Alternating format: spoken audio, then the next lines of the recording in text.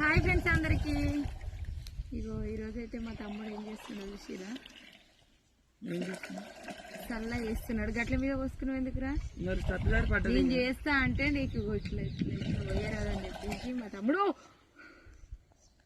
ఎట్టా ఇంటి వెనక స్నానం చేసేది కాక అగో గట్ల చేస్తాడు. మీ కూడా బాగుంది కదరా.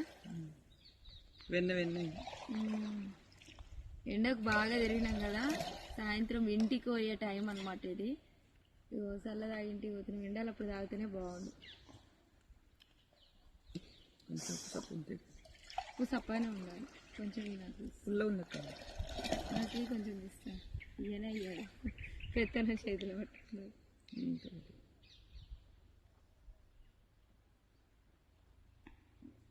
మంచిగా ఉన్నది ఉప్పు. ఎండాకాలం చల్ల తాగితే చాలా మంచిది ఆరోగ్యానికి కూడా.